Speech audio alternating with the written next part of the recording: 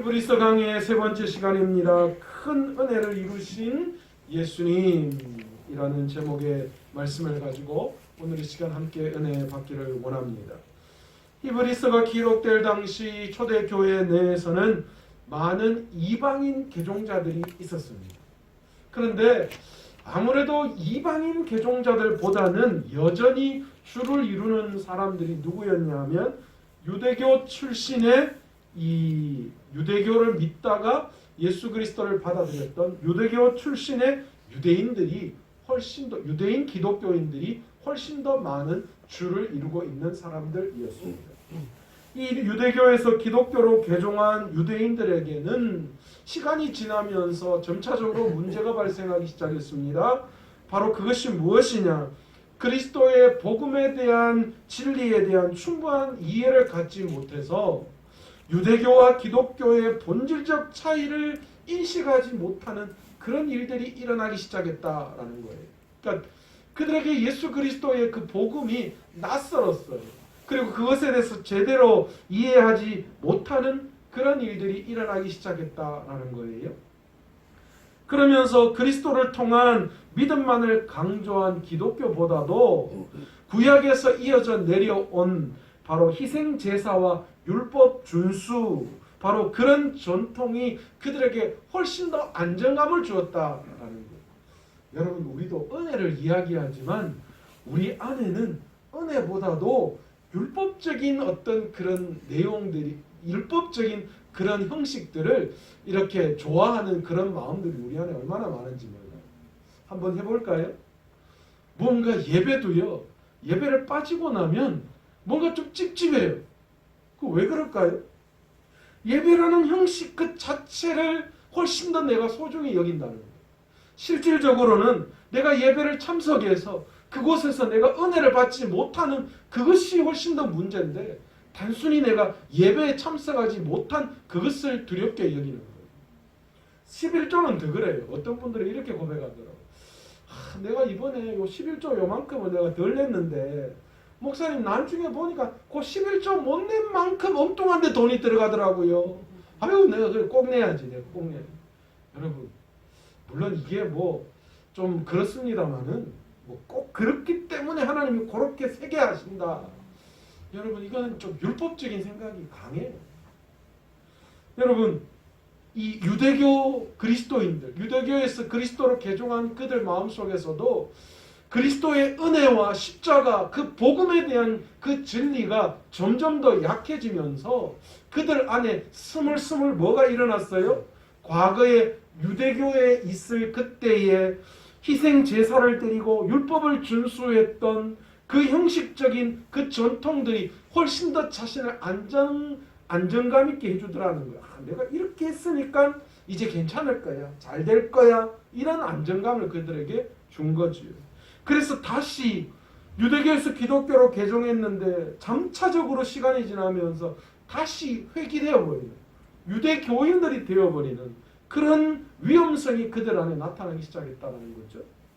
또한 두 번째로 유대교인들은 이 로마의 박해, 정치적인 원인으로 말미암아 로마의 박해를 심각하게 받았는데, 로마의 이 박해로 말미암아 그 박해를 이기지 못하고 황제를 숭배하는, 황제를 섬기는 그런 배교의 유혹이 그들에게 여전히 도사리고 있더라라는 거예요.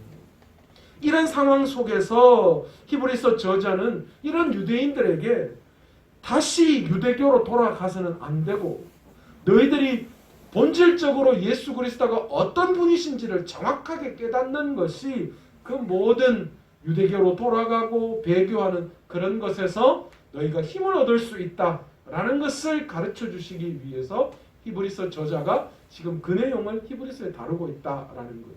여러분, 이걸 머릿속에 넣지 않고 히브리서를 계속 보면요, 도대체 히브리서가 무슨 이야기를 하는 건지 놓쳐버릴 경우가 훨씬 많습니다. 먼저 지난 시간에 히브리 기자는 1장에서 뭘 이야기했어요? 구약을 잘 아는 유대교 출신들에게 유대인들을 위해서 천사보다도 예수 그리스도가 훨씬 더 월등히 뛰어나신 분이다, 비교의 대상이 될 수 없다라는 것을 이야기했습니다. 그 이유가 어디에 있는지 1장 후반절에 하나하나 따져가면서 예수 그리스도가 천사보다 훨씬 위대하다라는 것을 말씀하셨죠. 그죠? 이제 2장에 들어오면서 이런 예수 그리스도에 대해서 불순종하는 어리석은 그런 자들을 경계하면서 그리스도를 통해서 이루신 구원의 사역이 무엇이며 우리에게 그 구원의 사역을 아는 것이 무엇이 중요한지에 대해서 그것에 대해서 우리에게 2장을 통하여 말씀하고 있다라는 겁니다. 오늘 본문 1절에서는 뭐라고 처음에 시작을 하고 있습니까? 그러므로 라는 단어로 시작을 하고 있습니다. 이 그러므로 라는 단어는 뭘 이야기하는가? 이 앞장 1장에서 전체적으로 이야기한 바로 천사에 비해서 그리스도께서 월등히 뛰어나신 분이시다라는 바로 그리스도의 우월성을 강조한 1장의 전체 내용을 이 그러므로라는 단어로 받고 있다는 거예요. 예수 그리스도가 이렇게 천사보다 뛰어나신 분이시므로 그리고 그 이후에 하나님의 우편에 앉아 계시는 분이시므로 그러므로 우리는 들은 것에 더욱 유념함으로 그렇게 이야기를 시작합니다. 여러분 이 1절에서의 이 그러므로라는 단어는 한마디로 이야기해서 앞쪽에서 1장에서 이야기했던 바로 예수 그리스도께서 이 세상 우주 만물의 바로 왕이시며 또 만유의 주시다라는 것에 대해서 하나님이 그 모든 주권을 갖고 계시는 분이시다라는 것을 인정하는 말이기도 하다라는 거예요. 그리고 뒤에 그러므로 우리는 들은 것에 더욱 유념해야 한다. 유념함으로 이렇게 시작하는데 여기에서 들은 것이라는 말은 무슨 말이에요? 뭘 들었다라는 거예요? 1장에서 예수 그리스도에 관하여 선포되어진 복음의 메시지, 예수님이 어떤 분이시다라는 것에 대해서 1장에 선포되었던 그 말씀, 그 들은 것을 지칭하는 거예요. 그 들은 것을 유념함으로 그 다음 뭐라고 이야기합니까? 우리가 흘려 떠내려가지 않도록 함이 마땅하니라 그렇게 이야기하죠. 여기서 흘러 떠내려간다라는 단어는 이거 배가 바다에서 조난당하는 것을 의미하는 그럴 때 사용하는 단어입니다. 그래서 공동 번역에서는 이 본문을 뭐라고 해석하고 있냐면 바른 길에서 벗어나는 것이라고 해석했다라는 겁니다. 그래서 이 말은 다른 말로 이야기하면 예수님에 대해서 바른 믿음을 갖지 못한다면 이 구원의 길에서 우리는 뭐 한다는 거예요? 바다에서 조난당하는 배처럼 우리도 이 땅에서 그런 조난당한 배처럼 살아갈 수밖에 없다라는 것을 말씀해 주고 있는 거죠. 그래서 이 바른 길에서 벗어나지 않도록 뭐 해야 한다는 거예요? 날마다 예수 그리스도의 복음에 대해서 유념해야 한다. 이 유념하다라는 뭐예요? 주의 깊게 생각해야 한다. 그런 말이에요. 우리가 주님에 대해서 바르게 깨닫지 못하고 그 복음을 깊이 있게 생각하지 못하면 이 땅에서 뭐 한다는 거예요? 이 땅에서 방황할 수밖에 없다는 거예요. 이 땅에서 조난당한 배처럼 살아갈 수밖에 없다는 거예요. 그리스도의 가르침은 망망대해를 항해하는 배가 이 등대를 바라보면서 그 길을 잡아 나가듯이 이 세상 막막한 이 세상 속에서 우리가 어떤 길을 가야 하는지 하나님의 말씀이 우리의 길을 가르치시고 하나님의 말씀이 우리의 어두운 길을 환하게 비춰주셔서 우리가 갈 바가 어디인지를 알게 하시고 그 길을 바르게 가게 하신다라는 것이죠. 그렇지 않으면 우리는 이 세상에서 헤매고 다닐 수밖에 없다라는 것입니다. 2절에서 우리가 왜 들은 것에 집중해야 하는지 그 이유에 대해서 구체적으로 제시를 합니다.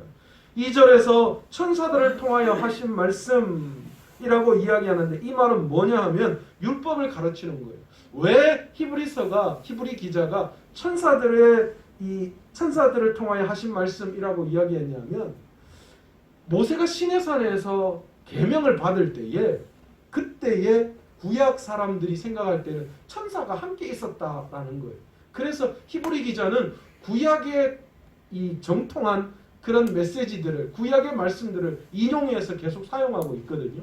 그렇기 때문에 구약에 능통한 유대인들에게 구약의 그 본문을 가지고 지금 설명해 내기 위해서 천사들을 통하여 하신 말씀, 이게 뭐냐면 이 모세가 시내산에서 율법을 받을 때 천사가 함께 있었기 때문에 천사가 그 말씀을 받았다라는 식으로 해석을 하고 있는 거예요.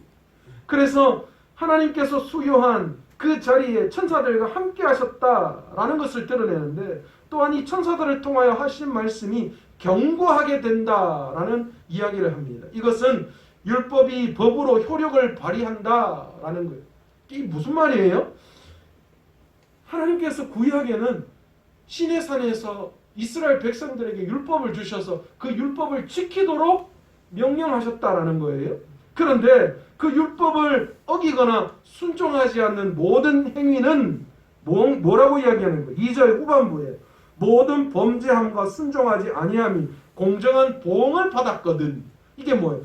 그렇게 주신 율법을 순종하지 않고 그 율법을 지키지 않는 사람은 그 법에 따라서 판단과 보응을 받았다라는 것을 말씀하고 계시는 거예요.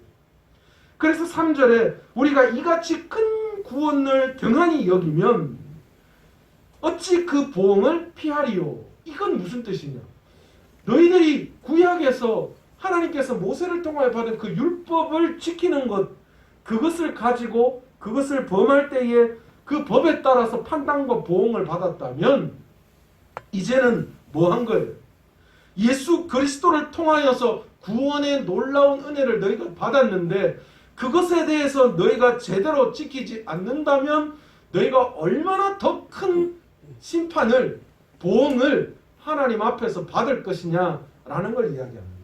다시 말해서 이거는 율법이 예수 그리스도보다 한 차원 뭐 하는 거예요? 낮은 것이고, 예수 그리스도의 그 복음이 뭐 하는 거예요? 구원의 그 복음이 율법보다 한 차원 높다라는 것을 나타내는 거예요. 서열상으로 보면.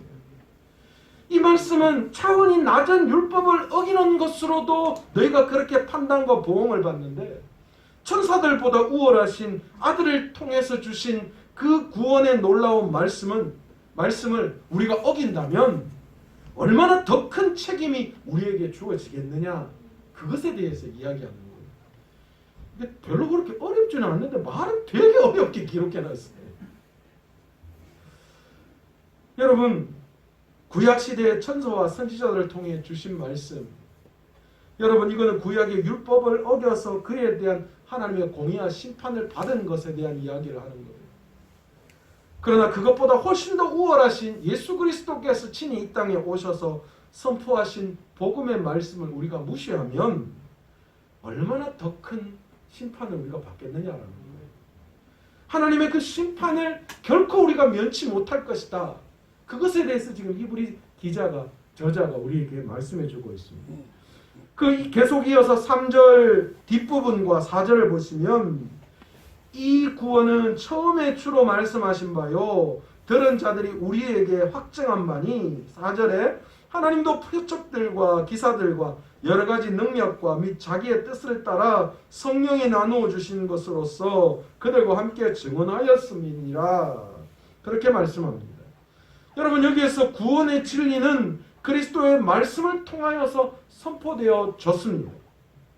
그 구원의 진리를 듣고 성령의 감동으로 깨달은 자들, 이게 깨달은 자들이 누구냐면 바로 사도들을 비롯한 이 진리를 깨닫는 많은 사람들을 이야기합니다. 우리가 그들을 통하여서 뭐 했다는 거예요? 복음이 우리에게 증거되어졌다라는 것을 말씀하고 있는 거예요. 그뿐 아니라 그 증거가 사도들을 통하여서 증거된 것뿐만이 아니라 하나님께서도 직접 그들과 함께 그 모든 증언자가 되어주셨다라고 그렇게 말씀하시는 거예요. 하나님의 증언은 오직 하나님만이 하실 수 있는데, 하나님의 능력의 산물들인 표적과 기사들 그리고 여러 가지 능력들을 통하여서 하나님께서 예수 그리스도의 그 구원의 능력을 보증해 주셨다는 거예요. 그걸 드러내 주시더라. 하나님께서 친히 증언해 주셨다라는 거예요. 여기서 하나 더 첨가하는 것이 있는데, 그것뿐만이 아니라 하나님께서는 자기의 뜻대로 나누어 주신 뭐요? 성령을 통하여서도 그것을 증언해 주신다. 그렇게 말씀합니다. 이처럼 목격자들의 증언과 하나님의 신적 증언이 이같이 큰 구원을 확고하게 뒷받침해주는 증언이 된다라는 거예요. 그러니까 우리가 믿은 예수 그리스도 그분이 우리의 진정한 구원자가 되어주시는 것에 대해서 분명히 말씀해주고 계시는 거예요. 우리가 그 사실을 스스로 깨달은 것이 아니라 그 목격자들이었던 사도들 그리고 또 그 모든 진리를 예수 그리스도를 통해 깨달았던 그들을 통해 우리가 증언되었고 그래서 우리가 그걸 받아들였고 하나님도 그것을 나타내 증언해 주셨고 심지어는 성령을 통하여서도 그것이 분명히 확고한 진리라는 사실을 우리에게 증언해 주신다라는 거죠. 우리가 예수 그리스도를 굳게 붙들어야 할 까닭은 예수 그리스도께서 우리의 영원한 구원이 되시기 때문입니다. 이것은 1세대 사도들과 하나님과 성령께서 이미 예수 그리스도의 구원에 대해 확실하게 우리에게 증언해 주신 사실입니다. 시대마다 거짓 교사들과 거짓 가르침들이 존재했습니다. 진짜 초대교회 이후 계속해서 이단들이 꼭 나타나요. 오늘날도 마찬가지잖아요. 하지만 예수 그리스도와 사도들이 전해준 복음의 진리를 붙들면 우리는 결코 그런 거짓 교사들과 또 거짓 가르침에 속아 넘어가지 않는다는 거예요. 그리고 우리가 영적으로 표류하지 않는다는 거예요. 뭐만 하면요? 예수 그리스도의 구원에 놀라운 그 사실을 확고하게 믿고 붙들고 그 사실을 우리가 바로 깨달으면 우리는 결코 영적인 흔들림이 우리의 삶 가운데 나타나지 않는다. 복잡한 시대 속에서도 하나님의 말씀을 더욱 사랑하고 가까이 하는 것이야말로 우리가 믿음의 경주에서 확실하게 승리하는 길임을 우리가 깨달아야 합니다. 그래서 우리가 말씀을 보는 거예요. 말씀 속에서 예수 그리스도가 어떤 분이시고 말씀 속에서 예수 그리스도가 어떤 일을 우리에게 행하신지에 대해서 우리가 확고하게 붙들 때에 그것이 우리의 힘이 되어진다는 것이죠. 5절부터는 하나님께서 장차 완성될 하나님의 나라를 아들이신 예수 그리스도께 맡기셨다라는 것에 대한 이야기를 하고 있어요. 이게 우리말로 이 본문을 그냥 해석하면 우리가 잘 뜻을 모르는데 우리말 성경으로 이 본문을 보면 확실하게 그 뜻이 전달돼요. 하나님께서는 우리가 말하는 앞으로 올 세상을 천사들에게 다스리라고 하신 것이 아니다. 그렇게 말씀하시지 않았다. 그러니까 뭐 한 거예요? 천사보다 우월하신 예수 그리스도께 장차 앞으로 올 세상을 맡기셨다라는 것을 말씀하시는 거죠. 이어서 히브리서 저자는 6절부터 8절까지의 본문에서 우리가 소망하고 주목해야 할 예수 그리스도께서 낮아지심에 대한 이야기를 하고 있습니다. 그 이야기를 시편 8편 4절에서 8절을 인용해서 오늘 본문에 그것을 설명해 나가고 있는데 사실 이 구절은 하나님께서 태초에 천지를 창조하실 때에 인간을 존귀한 존재로 창조하셨음을 찬양하는 구절이기도 했습니다. 그런데 오늘 본문에서는 이 시편의 말씀을 인용해서 사람과 인자를 그리스도에게 적용시키고 있습니다. 그리스도께서 정말 영광과 존귀로 높이 경배를 받으실 분이고 만물이 그 발 아래에 복종하게 하나님께서 그렇게 하셨지만 너무나도 안타깝게 지금 보이는 것은 만물이 그에게 복종하지 아니하고 도리어 뭐하는 거예요? 그 그리스도에게 고난을 가하고 그분에게 십자가에 죽기까지 그렇게 했다라는 거예요. 어떻게 이럴 수가 있느냐는 거예요. 존귀하신 예수 그리스도께서 이런 고난을 당하시고 십자가에 죽기까지 하신 이유가 무엇이냐는 겁니다. 신학적으로 예수 그리스도의 낮아지심이라는 중요한 주제가 바로 여기에 있는데 도대체 예수님께서 이렇게 자기를 낮추신 이유가 어디에 있습니까? 그것은 바로 9절의 말씀에 우리에게 그대로 보여주고 있습니다. 오직 우리가 천사들보다 잠시 동안 못하게 하심을 입은 자. 예수님을 이렇게 표현하고 있는 거예요. 우리가 천사들보다 잠시 동안 못하게 하심을 입은 자. 그렇게 예수님을 표현하고 있어요. 천사들보다도 비교할 수 없이 탁월하고 우월하신 분이시지만 죽음의 고난을 받으심으로 말미암아 영광과 존귀로 관을 쓰신 예수님을 보니 이를 행하심은 하나님의 은혜로 말미암아 모든 사람을 위하여 죽음을 맛보려 하심이라. 그렇게 9절에 마감하고 있습니다. 간단하게 이야기하면 무슨 말을 하고 있는 거예요? 우리 예수님께서 천사들보다도 잠시 못하게 하심을 입은 자처럼 되신 이유는 그것은 바로 우리의 구원을 위함이다. 우리를 구원하시기 위해서 주님 인간의 모습으로 이 땅에 오셔서 자기를 낮추시고 우리의 십자가에 자신을 죽이심으로 말미암아 완전히 죽음의 고통을 맛보게 하셔서 그 우리의 죄에 대한 대가를 그 주님께서 다 짊어지셨다라는 거예요. 그리고 3일 만에 죽음의 권세를 이기고 부활하셔서 다시 뭐가 되신 거예요? 하나님의 우편에 앉아 계셔서 그의 권위를 모두 다 회복하셨다라는 겁니다. 그런데 우리를 위해서 잠시 동안 낮아지셨어요. 인간의 모습으로 이 땅에 오셨고 죽음까지 이르게 되셨다라는 거예요. 우리가 죽어야 하는 거예요. 우리 대신해서 죽음을 맛보셨다. 그렇게 표현하고 있습니다. 그리스도께서 하나님의 뜻을 받들어 하늘 영광을 버리시고 이 땅에 내려와 사람의 몸을 입으시고 스스로 자신을 낮추셨지만 하나님께서는 놀랍게도 부활과 승천을 통해 다시 예수 그리스도를 영광과 존귀의 자리로 회복시켜 주셨어요. 이제 모든 만물은 그래서 이제 예수 그리스도께 복종하게 됐어요. 인간의 모습으로 이 땅에 오실 때는 많은 어리석은 사람들이 그분이 누구신지 왜 오셨는지 알지 못해서 그에게 복종하지도 않고 도리어 십자가에 죽게 하셨지만 그러나 죽음 이후에 하나님이 다시 살리시고 다시 영광과 존귀의 자리로 회복시키셔서 이제는 모든 사람들이 예수님께 복종하게 해주셨다라는 거예요.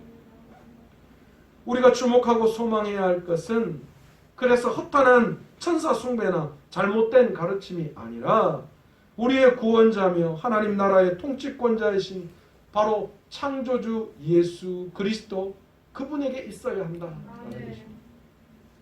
우리의 구원을 위해 겸손하게 낮아지시고 죽음의 고난을 경험하신 예수 그리스도께서 우리는 마땅한 경배를 그분에게 올려드리는 것. 여러분 그게 어쩌면 당연한 삶이 아니겠습니까?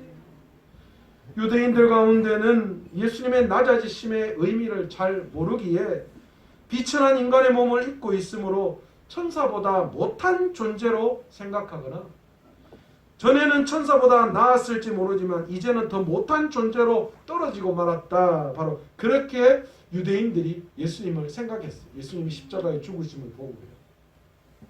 그러나 예수님의 낮아지심으로 말미암아 우리를 회복시키시고 치유하시고 자신의 죽으심으로 말미암아 우리를 살리시고 새 생명을 우리에게 허락해 주셨습니다.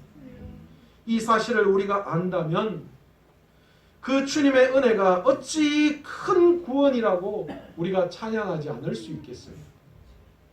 여러분, 그러므로 마땅히 우리는 하나님의 그 놀라우신 구원의 은혜를 예수 그리스도를 통하여 우리에게 베풀어 주신 그 놀라운 은혜를 감사하며 찬양할 수 있는 삶을 반드시 살아야 하는 거예요. 이 사실을 바로 깨달으면 우리가 헤맬 수가 없다는 거죠. 여러분 주님께서 행하신 이 놀라운 큰 구원에 대한 감격과 감사가 저와 여러분에게 있습니까?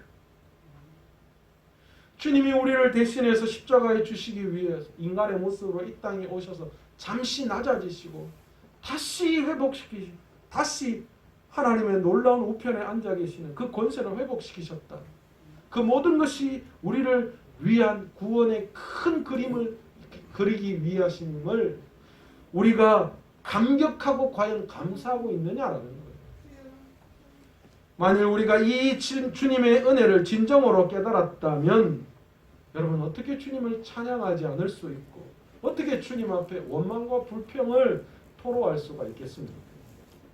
히브리서 저자는 유대인 개종자들의 혼란과 신앙의 표류를 막기 위해 오직 예수 그리스도의 가르침을 굳게 붙들라 그렇게 권면하고 있습니다. 믿음의 근거도 그러기에 우리는 예수 그리스도가 되어야 하며 구원의 근거도 율법이 아니라 내 행위가 아니라 예수 그리스도이심을 깨달아야 합니다. 예수 그리스도는 믿음의 표대요 또한 목자시기에 오직 예수 그리스도를 붙들고 그 안에 거하는 자는 반드시 풍성한 은혜를 누리게 되는 줄 믿습니다. 아멘. 오늘 이 말씀은 우리에게 가장 믿음의 기본이 무엇인지를 분명하게 보여주고 있는 내용입니다. 여러분, 우리 그리스도인들은 우리의 믿음의 근거가 다른 것에 있는 것이 아니라 오직 예수 그리스도여야만 합니다. 아멘. 그 중에서 우리를 위해서 십자가에 달려 죽으신 예수 그리스도 그 큰 구원의 은혜, 여러분 그것이 우리의 믿음, 우리의 신앙의 근거가 될 때에 우리는 어떤 영적인 흔들림 속에서도 반드시 하나님의 바른 길을 찾아 나아갈 수 있는 줄 믿습니다. 아멘. 왜냐하면 그 말씀이 빛이 되어서 우리를 인도하기 때문입니다. 아멘. 그리고 그 놀라운 그 은혜와 그 기본적인 믿음 위에 우리가 하나님 앞에 감사와 찬양을 올려드릴 수 있는 것입니다. 오늘 이 시간 말씀을 통하여서 오늘 이 시간 우리가 생각하는 우리의 삶이 과연 영적으로 바르게 정립되어져 있는지를 오늘 이 시간 다시 한번 확인하고 오직 예수 그리스도 그분에 대한 그 놀라운 믿음과 은혜 위에 항상 감사와 영광을 올려드릴 수 있는 그것으로 우리를 새롭게 할 수 있는 저와 여러분의 삶이 되시기를 간절히 축원합니다. 아멘.